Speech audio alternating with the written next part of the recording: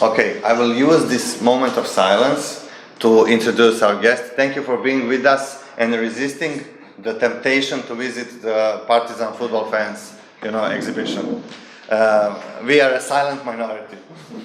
Our speaker today is Lea Ypi. She is a professor in political theory in the governmental department, London School of Economics, and she's also associate professor in philosophy at the Research School of Social Sciences of the Australian National University.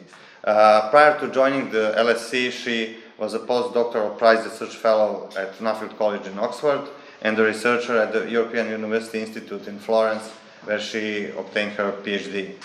She holds degrees in philosophy and literature from the University of Rome, La Sapienza, and has held visiting and research positions at Sciences Po, the University of Frankfurt, Wissenschaftszentrum Berlin. This was close to German as possible, the Australian National University, and the Italian Institute for Historical Studies. And her research interests include normative political theory, including democratic theory, theories of justice, and special issues of migration and territorial rights, which will be the subject of this lecture in a way, Enlightenment political thought, Marxism and critical theory, and nationalism in the intellectual history of the Balkans, especially Albanian case. She published extensively on these topics and has several monographs and edited volumes and co-edited volumes. And her presentation today is called 11 Theses on Migration in the Capitalist State. So thank you for being with us and share your thoughts with us. Great, thank you very much for having me, and thank you also for not going to the Partizan Fans Football Club. So the topic of this lecture is citizenship in the capitalist state and contemporary transformations on patterns of citizenship acquisition by migrants and what that tells us about the nature of the state, or more particularly the liberal state. But I want to start with a kind of personal anecdote, and in a way that is also how I got interested in this topic. So I am a permanent resident now in the United Kingdom. I come from Albania originally, and a few years ago I received a letter from the Home Office which said it's now the 20th of April 2009 and your temporary, at that time, residence permit in the United Kingdom will expire on the 31st of May, so we invite you to either renew your temporary residence permit and your formal documentation and your right to stay in the United Kingdom, or you will be deported at the end of May. And of course I have an English husband and children in England and so on, so I have all what it takes to renew my temporary residency and to turn it into a permanent residency. So I was like, okay, what does it take? You need to make an appointment to get your data collected, your biometrics and so on. So I initiate this process, and you have to call a center in London to make an appointment to meet eventually an official that will take all this paperwork. You have to supply evidence of having been married for however long, but also not just that, but also evidence of actually being with someone and living in the same place as them. So paying bills together, having a life together, so photos of holidays, showing that you have children and that you're looking after your children together. So again, documents from school and so on and so forth. But I was like, sure, I have all of this, I can do it. So I ring the center and they'd say to me, we have no appointments until the end of July.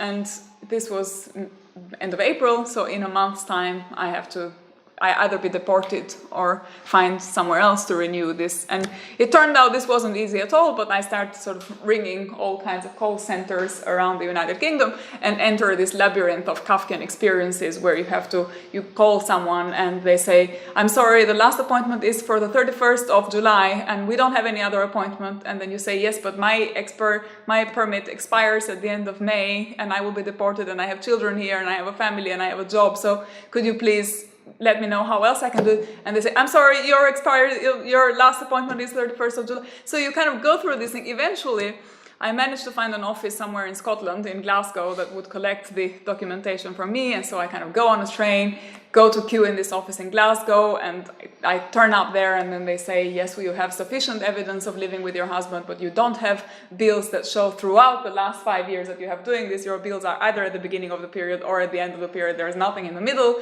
So can you go back to London and redo all of this with this evidence for this middle period? And we will give you another appointment in Scotland. So I go back to London, come back to Scotland.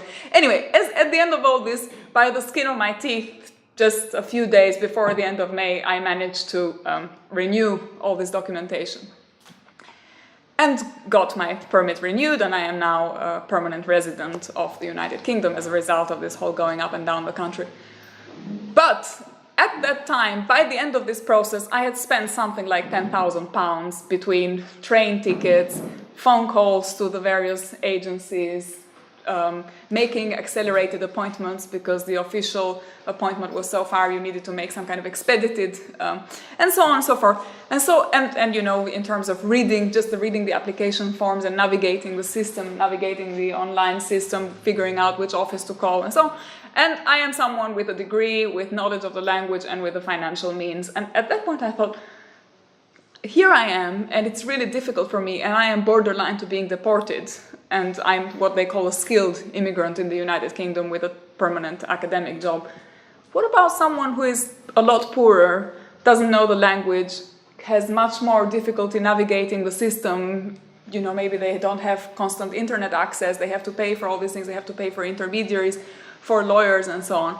And this got me thinking about the implications that ways of accessing citizenship through the restrictive immigration rules and the barriers that they pose for particular categories of people. What does that tell us about the nature of citizenship in a particular state, and about the nature of citizenship, in this case, in a capitalist state like the United Kingdom?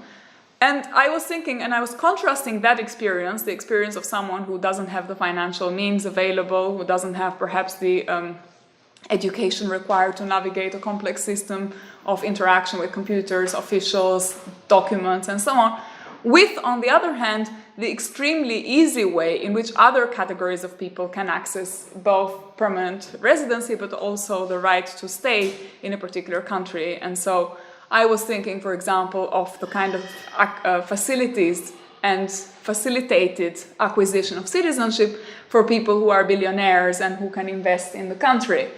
It's now a common trend in many Western European states, but also in Canada and North America, what is called the Tier 1 visa that is available and enables the super rich, everyone from financial investors to people who make property developments to people who buy real estate in a particular country. All of these categories of people have much easier and much more speedy access to citizenship than the other category. So in a way, this got me thinking about the unequal implications of access to citizenship for these two categories of people. On the one hand, the super rich, people who have the ability to invest more than a certain amount of £1 million or dollars in the case of the United States, and how they access citizenship. And on the other hand, the poor and those with less means available. So this is how I started being interested in the nature of citizenship in the capitalist state. And another anecdotal evidence was the fact that when I was going through these offices to try and get my biometric data collected, and I had to pay £3,000 to get this expedited, it turned out that if I had paid, instead of paying £3,000, I had paid £10,000, the biometric collecting officials would actually come to my house and process the whole thing within 24 hours. This was way above my means at that point, so I didn't do it. But again, it made me realize how much easier life would be for someone who has a lot of money to just do all this stuff. And likewise, with, for example, when people say, oh, you know, immigrants are taking jobs and are affecting the resources of the state in which they immigrate in terms of access to healthcare or access to social benefits or access to schools, will just occur to me that this doesn't apply to all immigrants. It only applies to the kinds of immigrants that need these things from the state. And that in fact, if you're in London and you lived in Knightsbridge, which is a sort of posh central area in London where all the Russian and the Arab billionaires live, it's really not a problem to be one of them, and it's really not a problem to have children there, because their children don't really compete with state school children for places in school. They don't compete with state children for places with healthcare, free healthcare. And so in a way, I was interested in the implications that class belonging has for access to citizenship and for the way and for what that tells us about citizenship in the capitalist state. So what I have here is basically 11 theses, which is 11 theses about what I think has happened or continues to happen within a particular capitalist state. And so I will just announce these 11 theses and see what you think about them. But the first one is that citizenship in the contemporary capitalist state is exclusionary and exclusive. And I think we can see the exclusionary and exclusive implications of citizenship precisely when we compare the unequal access to citizenship from these categories of people that I have just been mentioning. On the one hand, the super rich that have advantageous access and much more accelerated access, and on the other hand, the second trend, the trend that concerns the very poor, for whom it's become increasingly difficult to obtain access to citizenship. And the barriers take the form of financial difficulties in the case of having to pay, for example, for expensive citizenship tests, or in the form of barriers to applying because there are technological barriers, educational barriers, and so on. So basically, all of these measures that are presented to us as being innocent and innocuous, and I will say a little bit more about the obstacles that poor immigrants face when it comes to access to citizenship in capitalist states, are actually much more insurmountable barriers the more vulnerable immigrants are. The second thesis that's kind of connected to that is that citizenship has lost its emancipatory value.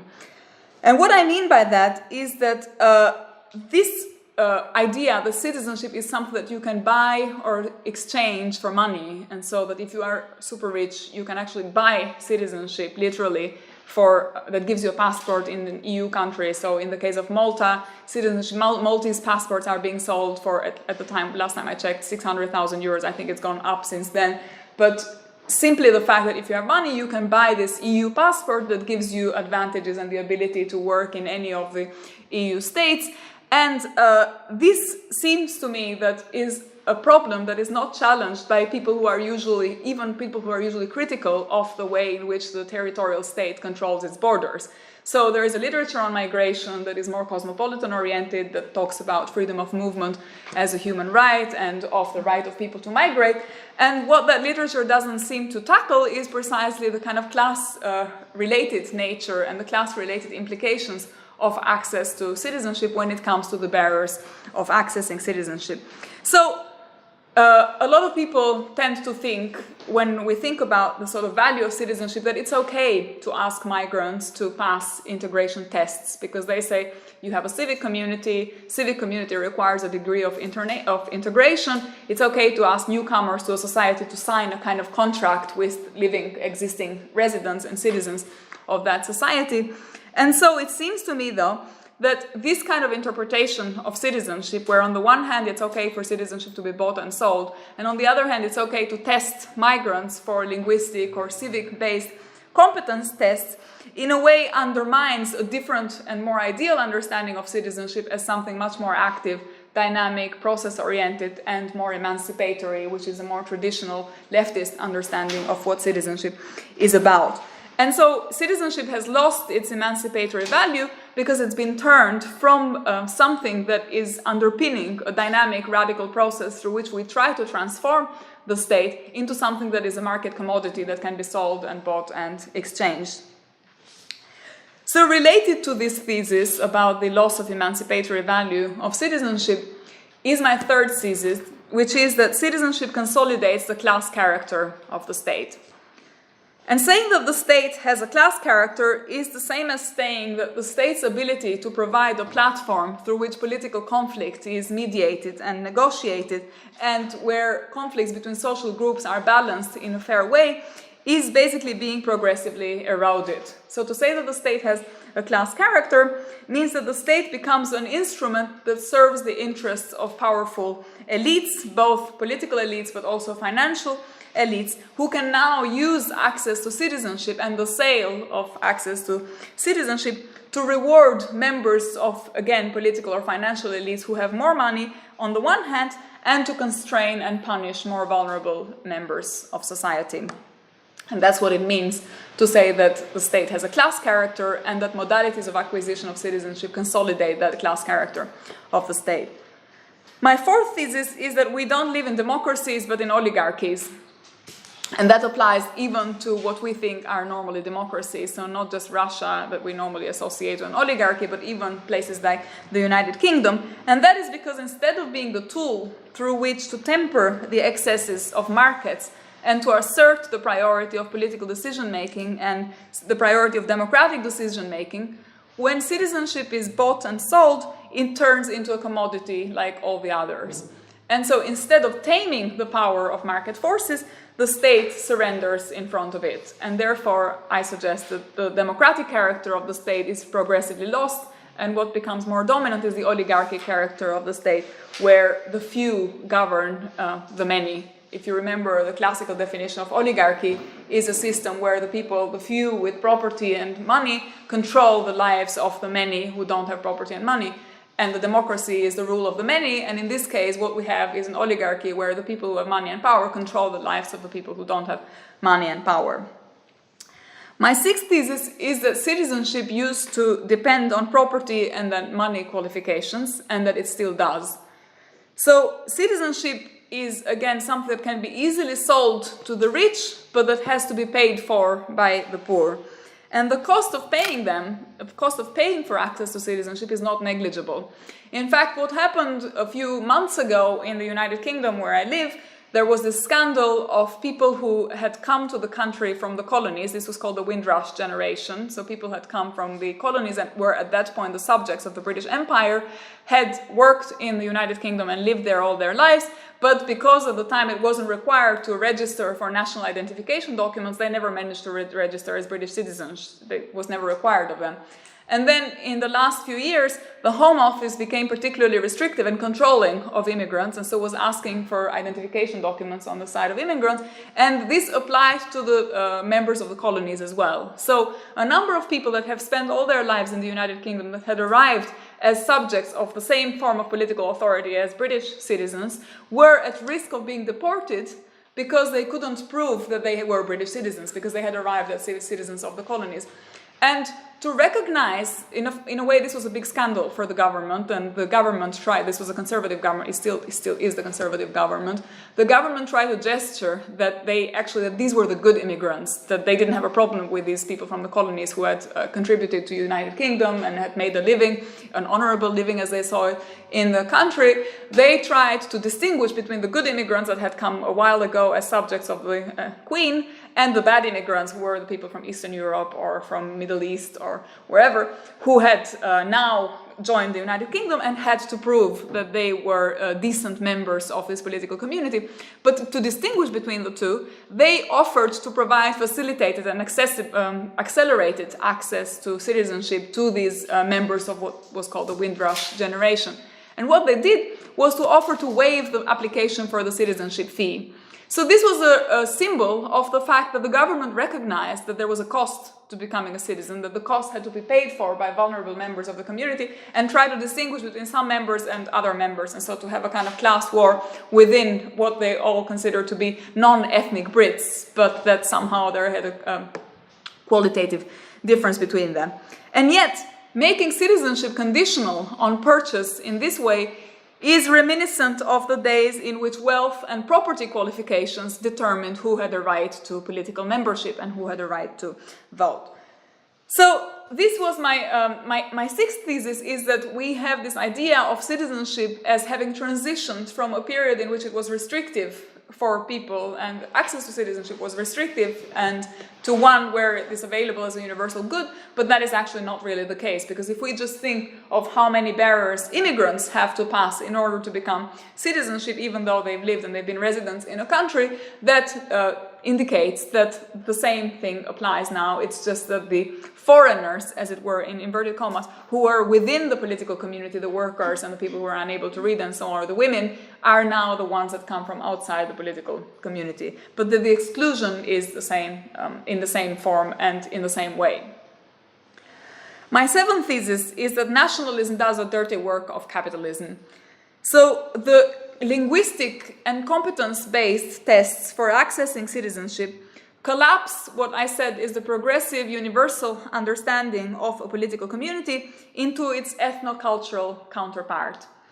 And it reduces a universal, inclusive ideal of citizenship to a particularistic, exclusionary one.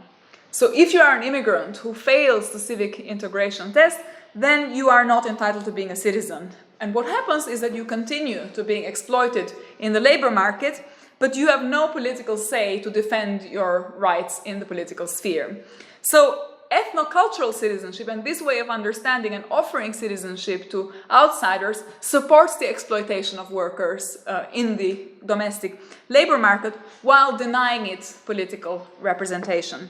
And again, this I think is a return to the days in which the people who spoke dialects, those who could not read and write in the national language, those who didn't have property qualifications were all exploited in the labor sphere, but were deprived of a political say and of the ability to be included and have a share in political power. So, citizenship tests for immigrants, including their linguistic and civic components, turn a kind of forward-looking and transformative ideal of the political community into a backward-looking one. And that's what I mean when I say that the ethnocultural understanding of citizenship that is the flagship and the campaign slogan of the ethnocultural right supports the neoliberal right in exploiting the labor force in the domestic sphere. And these are all premised on a kind of priority given to inherited linguistic and conventional norms that are thought to be in need of being internalized before one can establish one's full standing as a member of the political community. But of course, if one is already a resident and one is already cooperating in the political community, one is already working there and contributing, then it's not clear why one needs to establish and to prove this, other than to, in a way, consolidate this support of capitalism by ethno-national forces. My eighth thesis is that citizenship in the contemporary capitalist state entrenches structural marginalization. And so again, in the past, the struggle for citizenship and the battle for the expansion of the franchise, of the political franchise, were part of an active fight for the progressive inclusion of previously marginalized groups in the political community, whether it was women, it was poor, workers, and those in the colonies. In contrast to that, current citizenship policies reify these exclusions and entrench the divisions of class and gender and race that lie at their root.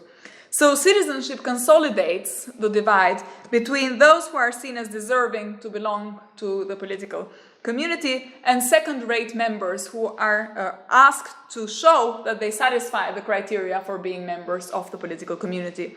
And again, as this Windrush scandal that I just referred to in the United Kingdom has shown, instead of being a tool through which to protect vulnerable members of the political community, citizenship understood in this way further entrenches and consolidates their structural marginalization, because the citizens from the colonies were already stereotyped and marginalized and excluded on racial and gender grounds in the political community before this scandal broke out and showed us how the exclusion of immigrants is connected to the exclusion of domestic workers or of people from the colonies.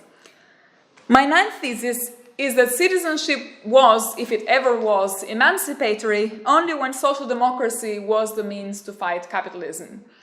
And the hope of traditional social democracy in the early 20th century was that democracy would bring with it the abolition of class government and that the right to vote would eventually open the space for the progressive universal inclusion of all the previously excluded categories of people.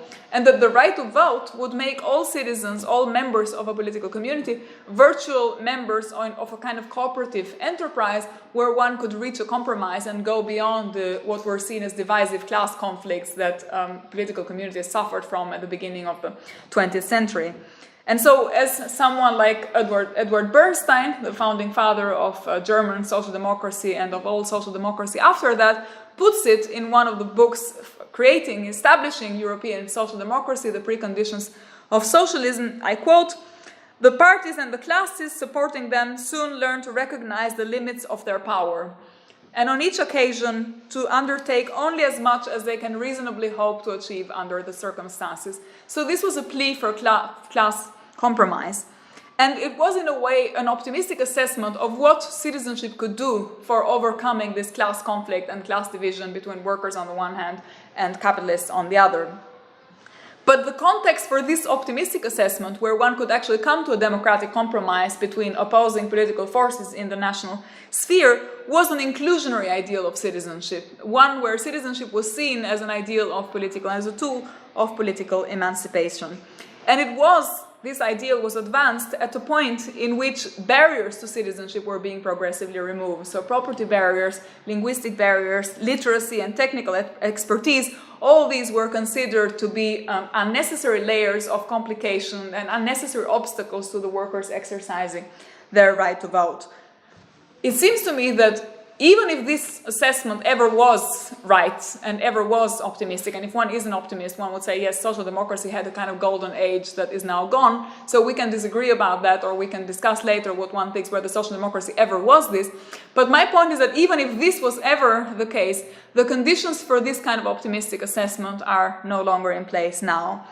It seems to me that the trend right now in advanced Western capitalist societies is exactly the reverse. So if in the golden age of expansive citizenship, democracy promised to heal the political community from class divisive conflicts, in the age of restrictive citizenship, which is what we experience now, this struggle can no longer be mediated by the institutional channels of political participation. And so once citizenship becomes again a good to be bought and sold and exchanged by the rich and powerful few, then it is a commodity, and then this social democratic, all-inclusive ideal of citizenship looks like an empty promise again.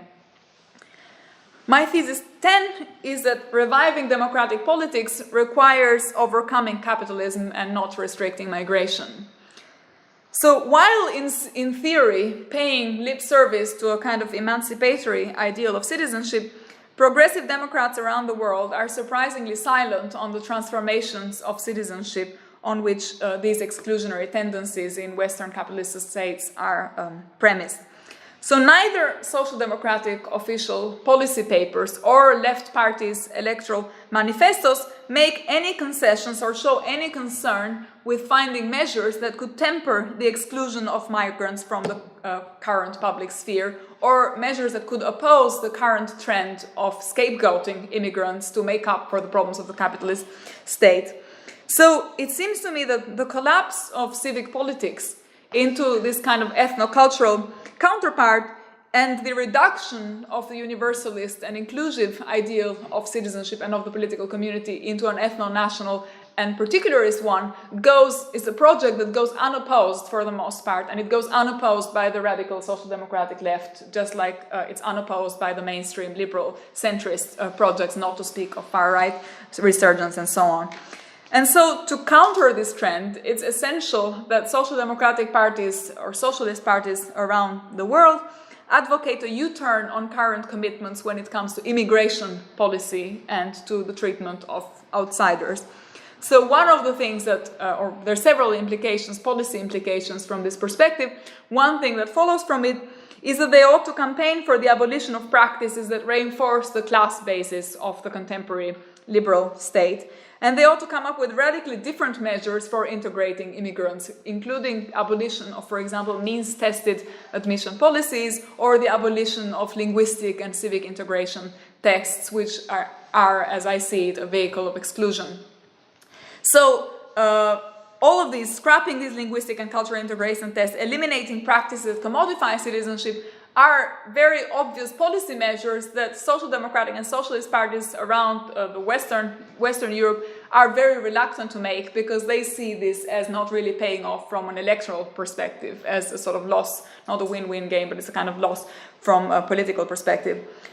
My 11th thesis is that the problem is capitalism and not culture, and it's connected to the advancing of these alternative policy measures that I was suggested. Because the traditional pragmatic reliance on the left on the national democracy to mobilize support for its causes seems to have reached an impasse. Citizenship policies and the current restrictions on the integration of migrants are only one of the prisms through which we can observe the transformation of the democratic state into a kind of oligarchic elite apparatus. And aligned with this regression is the kind of degeneration of the universal ideal of citizenship into a tool for the oppression of minorities.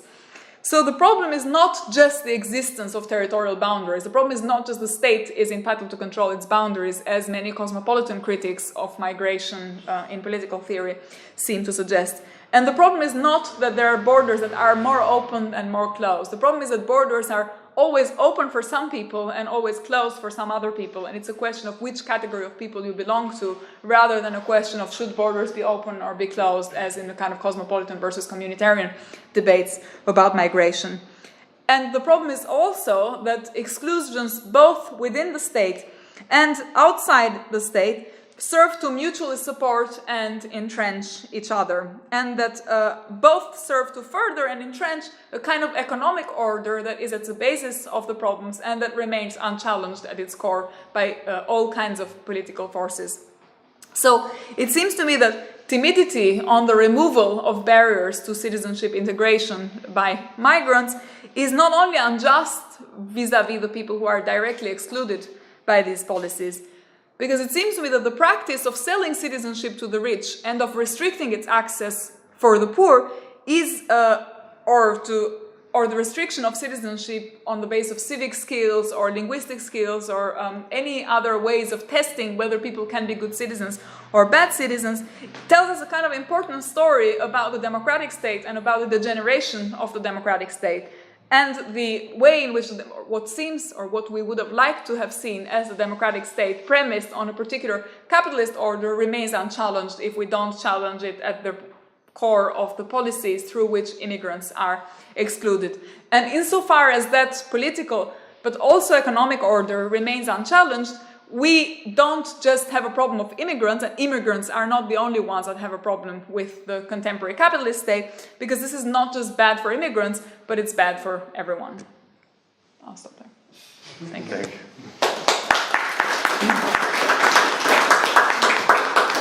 Okay, while you were pondering, then I'll have this privilege of commenting myself. I played many roles in my life. I've never been a Tory, but maybe, maybe I would. Okay, this would be my comment. Imagine now that we find now a treatise or a comment made by some guy who was in Athens in Pericles' time, but he was from, I don't know, from Thebes. Now he says that their rules and their laws and their democracy is unfair and unjust, and he says that from a perspective of a stranger. Now, would that fundamentally alter my perspective on the Athenian democracy? I must say that while I'm very inclined to take everything at face value, what you say about Britain in particular, I wouldn't be so inclined to accept that about, let's say, Athens. Now, what is this metaphor? Where am I aiming at? Does your argument apply only on citizenship for particular category of people, and that is people who don't have already a citizenship? I could imagine a Tory argument saying, well, all people have citizenship. You have citizenship. It's not the problem that you don't have it, but you don't want a citizenship, you want the citizenship. So you already have. But if you want another one, then it's fair to pass through certain, perils to obtain it. Anyway, to cut a long story short, is this a minority perspective, or does that have a kind of, general, universal applicability, even for those who have citizenship by birth? Yeah, I think you're right. I mean, that is what makes the criticism of migration plausible in a way. So yes, it does have a lot of appeal. But I think the way it has the appeal is precisely because it conflates two ways of thinking about citizenship, which I think should not be conflated. And one is the kind of ethnocultural citizenship, and the other one is citizenship as a tool to political emancipation. So if citizenship is supposed to be about having political rights within a particular sphere, then my argument that if you're a resident and someone who is already involved in the labor force and you're already contributing to the economic structure of the society that you're a resident of, then you can't possibly be excluded from political rights. Because if citizenship is supposed to give you political rights because you're excluded and to kind of give you the ability to participate in political process, that would be unfair. If we understand citizenship as the right to be somewhere, so you live in the UK but you still have Albanian citizenship, so fine, why should we worry about you because you're still a citizen of Albania? There is no connection there between my ability to exercise political rights and me being born somewhere. And so that's where I think precisely this kind of exclusionary discourse is going, because it's consolidating my ethnocultural understanding that says that you're a citizen of somewhere. It's not that we're saying, leave you without any citizenship, because you still have your state, and you can always go back to the state, and why are you here?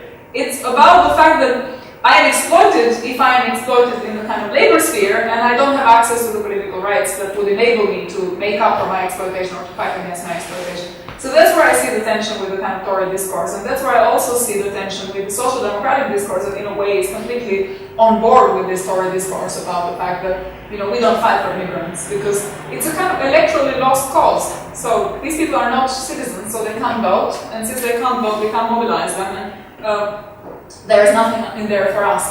But my point is that if you go back to the historical left and to the expansion of the franchise, the workers that the left has always been campaigning for were never citizens. They were not citizens when they started to be mobilized by the left. They were mobilized because there was a kind of political potential there. But there was no electoral potential. And so the way in which the discourse is played now that suggests that, we can't include the immigrants, because if we include immigrants in our discourse, in our policy papers, if we make these kind of open calls for removing citizenship barriers, we will lose even more votes.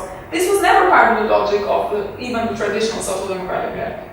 So, and that's where I see the left kind of playing the same game as the right, and that's where I see where I think the challenge should be, where one should really challenge the discourse. And unfortunately, this is a very long intervention in the debate, because a lot of people, even on the left, are either on this debate between are boundaries justified or not, so is the state entitled to exercise the right to rule or not, or they are on board with a project that says, sure, you need to make sure that people can function as citizens, so we need to give them some citizenship tests, because they have to be members of the political community, and if they don't show that they know the political system, then they can't be good citizens, and if they're not good citizens, then their whole participation in the system is screwed.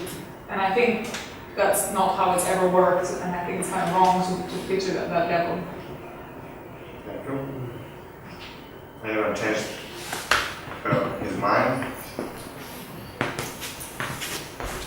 Please. I want to ask you about your first thesis about the exclusivity, exclusionarity of citizenship. I mean, could you elaborate a little bit more on this, because I can hardly imagine how citizenship can ever be non-exclusionary. So in a way, could you give us an example of what would mean for citizenship to be non-exclusionary or universalistic?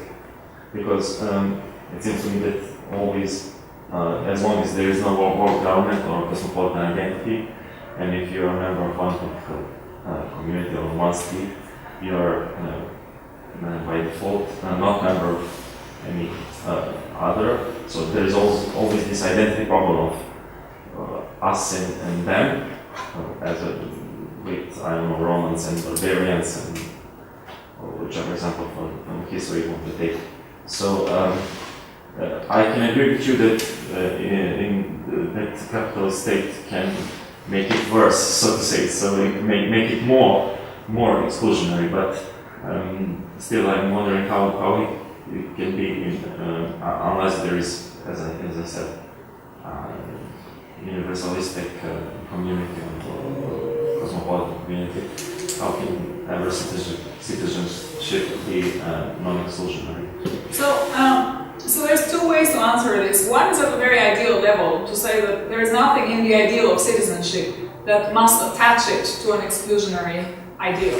So it can be about the way through which we progressively and constantly involve people in the public sphere and make them participants in the public sphere, and it can be the tool through which you access political rights. And to say that doesn't mean to restrict the sphere of application of political rights in any territorially bounded way. And so it's basically to divorce the as I say, ethnocultural understanding of citizenship that says that citizenship applies where there is a coercive state within a particular territory which has geographically contingent boundaries. These two things go together. I think there is nothing in the ideal of citizenship that suggests that citizenship should be understood in that way, even if we actually happen to understand it in that way because of the French Revolution, so because of how contingently we understand citizenship, we've come to connect national citizenship with citizenship altogether. But even within the French Revolution, there were moments of it where this was much more open than how it's been done and how it's been interpreted after. So there were moments of inclusion where everyone who actually was swore allegiance to the ideals of the revolution could be considered a citizen. Anyone who was sympathetic to this more abstract form of identification with the political community would have been considered a citizenship. So that's the kind of more ambitious way. The less ambitious way is to say, yes, you might be right that at some level, if we take the world as it is, then citizenship is always exclusionary, and so the borders are there for a reason, and they may be contingent, but they're still there. We need to reckon with them, and at that level, citizenship is always exclusionary. But even if that is true, my point is with the application of these boundaries within the political community and to people who are already resident in these boundaries. So if my argument about the inclusion of long-term resident migrants is correct, then migrants who have been in the country, who have been in the territory for a long time, are already contributing. They're de facto members of the political community. And so to deny them political rights is a return to the day in which you used to deny political rights to workers, to women, to other people who were functioning members of the political community, who were contributing, but were just unable to exercise the vote and the political rights that went with that. So my point is that the same exclusion that we see, or the same dimension that we see as an exclusionary dimension and we associate to the historical transformation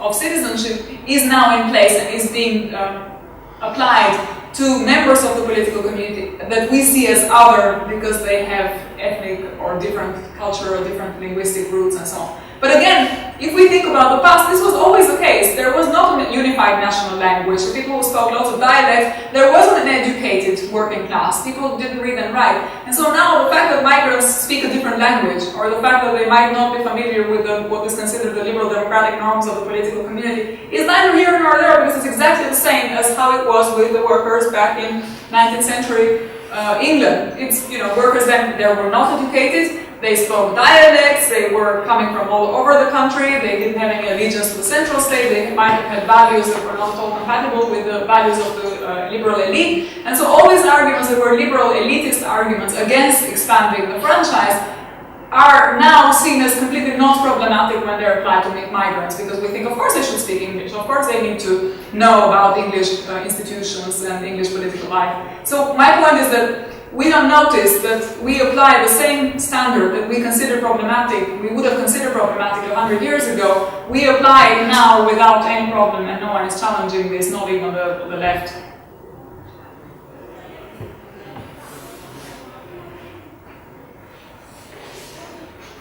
I don't know how much it's connected, but do you know about the project called Exclusion? It's from, I forgot his name, but it's an anthropologist of Oxford. So he was thinking how to solve this problem of refugees, and he came to an idea to make a state for refugees. And the first take is really radical. We had a lecture, and he was very criticized about it. But he said, like, some countries have already offered, for example, Greece has offered an island where they can make a country. So, but I think this is very interesting for me because it represents somehow a challenge to a nation state to which we have used to, because it could be transnational, transnations, trans everything. So how much do you think it could be even possible to think in this direction? Just maybe as an idea, but maybe in practical terms it could be. Yeah, so I'm very sympathetic with the idea. As it happens, this was an old idea that the Austro-Marxists also had about establishing what they called non-territorial political authority. So this idea that you would have people coming from different cultures, different countries, and so on, and that what they needed was some kind of functional representation through some kind of political institution, but that there needed to be no direct overlap between that, the territory of that institution, and there needed to be no overlap between having a common linguistic and cultural basis, but that this could be a functional model of political integration that was, again, went along non-ethnic lines, and in that case also along non-territorial lines. So I'm very sympathetic to that, and I mean, this is a thesis, a sort of Renner and Bauer and all this Austro-Marxism that has been kind of lost in the history of Marxism, but that I think is a really interesting ideal, and as you say, maybe the visibility is open, but then you always start with the ideal. So. Yeah, well, this got me thinking. So there is another proposal about the refugee nation, something I read like maybe 3 or 4 years ago, which actually just does the same. So what do we do with these millions of refugees that are sloshing around the world? So just let's create an island, or maybe find an island or some empty space and just create a nation for them. But of course the problem is that in that kind of proposal you didn't have almost a word about social rights, about healthcare, about this or that. It's just a libertarian heaven. Just create an island somewhere. That was actually the proposal. Create an island somewhere in the middle of the sea, and just check the immigrants over there, the migrants, and you'll have basically a nation. Then when you get to know this proposal, you actually get to see that some kind of billionaire entrepreneur that actually had this idea. So it's like really silly stuff. But actually, I'm not trying to ask, but to maybe note that I agree on most of the stuff. And it's always just a matter of maybe perspectives. So I'm thinking about one other perspective, and the fact that it's rarely, the citizenship is rarely a problem of a citizenship. It's usually a political problem of some sort of citizenship. So it's always German citizenship or English citizenship or whatever. And that actually is a reflection of something maybe, I don't know, deeper. So we see these migrant movements that are trying to get to Western Europe usually. And what you actually have is that citizenship is actually becoming some sort of a class barrier for the people to be there at the places, you know, Western Europe or whatever. So this is actually some kind of, I don't know, maybe slightly new phenomenon where actually the belonging to some nation state, for example, Germany, I don't know, actually means some kind of class status. Opposed to, I don't know, maybe if you're born in Syria, that actually pretty much means that you are, you know, poor, very poor, or you don't have any perspective, you don't have healthcare or something like that. Yeah, I agree with that. And so, yes, I agree that the problem is not just citizenship in general, it's also unequal citizenship. And the fact that if you're a member of a country that has a say in global affairs, then your political vote is much more important than if you're a member of Albania, for example. It doesn't matter anything. So basically, there is a kind of difference also in the relative weight of your vote. And so I completely agree with that. I think that is also a problem that in a way serves to illustrate how it's not just within a particular state that there are these kind of class divisions within a particular state, but that there are also divisions that apply between the north and the south of the world. And so all these dependency theories that emphasize how there are areas with unequal development where there is much less bargaining power. Having said that, I think one should take what is plausible in both these perspectives without making them mutually exclusive. Because there are also elites within particular poor states that are then just as powerful as the elites of rich states, just like there are poor citizens in rich states that have as little power. And so if you compare a poor citizen of Germany with a very wealthy citizen of Syria, then they might, you know, the perspectives, the range of opportunities and the access that one has to rights and to opportunities and freedom of movement and so on is unequally and proportionally distributed in a way that shows that the divisions are not just nation-based, but are actually class-based and that class matters. So I think I agree with you that both of these things are true, and that I think they shouldn't be readings that exclude each other, but that one should basically combine them in a way and pay attention to both of them. Yeah, about the empty island stuff. I mean, yes, I can see how that is a libertarian ideal, because that is like the self-made man applied to a self-made nation. And so, you know, you think everyone is starting with an island and everyone has equal assets and so on, but now imagine these refugees discover some kind of diamond resort where they are in that island, then you'd find out that pretty quickly the whole of the world would be on the island trying to claim some access to it. So on paper it's abstractly all equal and people have the same opportunities, but just as these historical developments matter, also in the future they will be considered important for the same reason. Okay. Thanks for the lecture. So I just wanted to ask, does your critique it seems to me that it entails also some modification in the way in which we do democracy. Actually, the procedures of democracy need to be changed because, I don't know, perhaps some form of radical democracy is in fact needed because you stressed on multiple occasions that the problem is that the electorate is formatted in such a sense that you cannot do this type, pick on the left or the right. So basically what then means that we need to modify the way in which we do democracy, which will entail some sort of like radical democracy or some other participatory democracy, deliberative democracy. So what do you think about that? Yeah, I think so. I think that will definitely be an implication. So it's a kind of critique, but it's a critique of the current ways in which we understand democracy at many levels. So one is this kind of ethnic level where we only associate the right to vote and political rights to being carrying a particular passport, and you're part of the electorate if you're part of that passport. And on this proposal, the idea would be to open that up and make it possible for everybody who is within a particular community. But there's also much more radical ways of understanding that, which is to think beyond representative democracy as we understand it altogether. And so to think about participatory democracy, council democracy, also the way in which we think about offices and social positions. So one of the problems with current ways of understanding hierarchies is not just about hierarchies, financial hierarchies and hierarchies of financial power, but also about hierarchies of bureaucratic power. Because one of the examples that is the Soviet Union is that it's not enough to not have capitalism, because then the state becomes itself a source of oppression and bureaucratization. So I think it's important when one criticizes democracy to criticize not just at the level of how you expand representation, but also at the level of how you challenge representation to open up and to create alternative sites of being a democratic citizen and of enabling democratic decision making. So going beyond, as I say, classical representative democracy into council democracy or more participatory perspectives, more direct democracy and global democracy. So there's all kinds of ways of understanding this.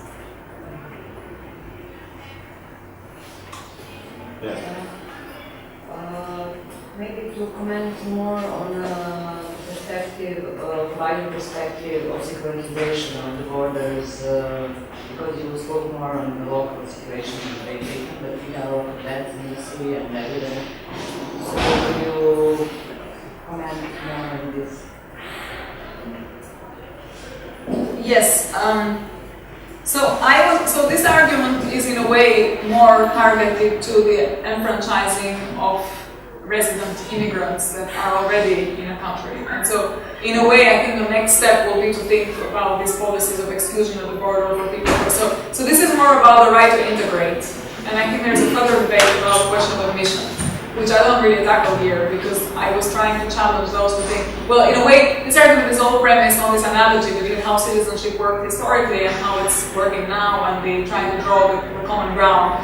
So for now, it's hard for me to connect the question of admission on what ground to exclude to that. I mean, obviously, there is a sense in which the exclusion at the border and the policy kind of border, detention camps and so on, all these dimensions of exclusion reinforce and entrench the kinds of exclusions that I've been talking about. So this is close to the point where I was talking about structural entrenchment and structural marginalization, where all these exclusions feed each other. And in the case of border and border exclusion detention camps, this is also the case where you see how these exclusions all entrench each other.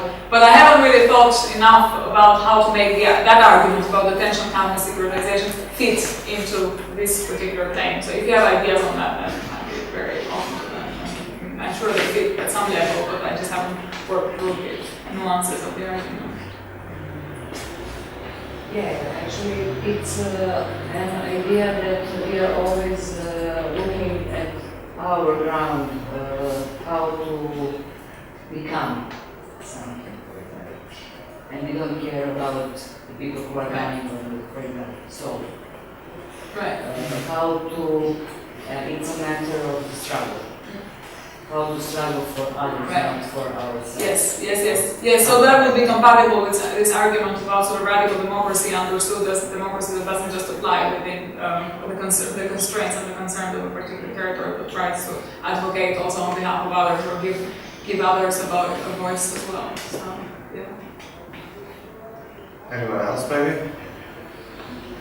So if you think about the difference of concept of, I don't know, refugees trying to be citizens and people who are permanently working trying to be citizens. Because when you talk about, I don't know, Georgia or islands, it seems to me that people imagine refugees as an identity category, like a permanent. Oh, you are a refugee. You need your. It's like you do not escape from a country because you want your own island or something. Like you escape from somewhere and go to somewhere with a cause or a goal. So when we talk about citizenship, how would you differentiate from like an emergency need for a temporary citizenship, or like from someone who goes from someone who migrates from the different? Great. So I think that as you were asking this question, I think it also connects to the previous question, which is how does one incorporate this dimension of refugees into what seems to be a dimension of that only applies to permanent residents. But one way in which I think one could expand this is that my perspective is one that emphasizes the implications of the problem of capitalism for exclusionary policies, and so for the exclusion of immigrants. And as I see it in the case of the practice of buying and selling citizenship, this is very obvious because this is how the state turns into a vehicle where a good becomes a commodity and enters the kind of commodity market. But another way of looking at it is to challenge the narrative of refugees as a problem that arises because of cultural differences or that has cultural roots. So one very crude way in which the sort of far right interprets this is to say, well, you know, these people come from a particular context, these are contexts that are messed up for cultural reasons, they're kind of backward, they're all the kind of Muslim immigrants to Europe, invasion and so on. So that's one obviously simplistic and wrong narrative. But I think there is another narrative, which is maybe a little bit more sophisticated but equally wrong, that says the refugee problem is the problem ultimately of countries that are unable to control or to direct their own political fate in the right way. So these countries are collapsing, they have internal problems, and then, you know, people try to run away because they have no safe haven where they are. And in a way, I think this, to challenge that narrative, one needs to read the destabilizing of particular areas or regions in the world as connected to the fate of our countries or Western capitalist countries. So what one needs to do is to show how, say, if there is a problem of refugees from the Middle East, it's because the Middle East as an area has been unraveled as a result of transformations and challenges and trends in the capitalist state that have had implications for the geopolitics of the world at large. So it's to connect basically what is often interpreted as a kind of civilizational domestic political problem to a global political project where you see this and you see the transformation and the pressure from the borders in the light of a reading of the world that has changed after 1990 as a sort of unmaking of global geopolitics where you see the particular areas of destabilizing of the Middle East or the Iraq war. So I think one way in which one could incorporate the analysis of refugees into this interpretation would be, as I say, to kind of connect the problem of refugees also with the failures of capitalism and to say, look, there is a sense in which the global geopolitics is not, these are not isolated problems. These are all problems that appear in this form because of structural transformations of financial capital, because of the world that after Bretton Woods, because I mean, there's obviously, and I'm not the only one to say this, so there is kind of received wisdom about what has happened to financial markets, what has happened to global sovereign debt, and what that has done to the balance of geopolitics in the world and how it's kind of destroyed the collapse of the Soviet Union in the Balkans, obviously the unmaking of the Balkans. And so there's areas of the world where one can clearly connect what is seen as domestic failures to actually failures of globalization in a larger scale and ultimately to failures of capitalism. And I think this is how one would, if one were to kind of develop this beyond the restricted lens which I'm applying here, which is all about permanent residence, what do we do and so on, into a logic that would challenge how we think about refugees. Does anyone else like to share? If not, then I will wrap it up. I will thank Lea for telling us what she knows and also telling us what she does not know and not claiming to know everything, and for making us to think about these categories of democracy, citizenship, and how they are connected, limited, and exclusionary. contemporary. Okay, thanks a lot. Right.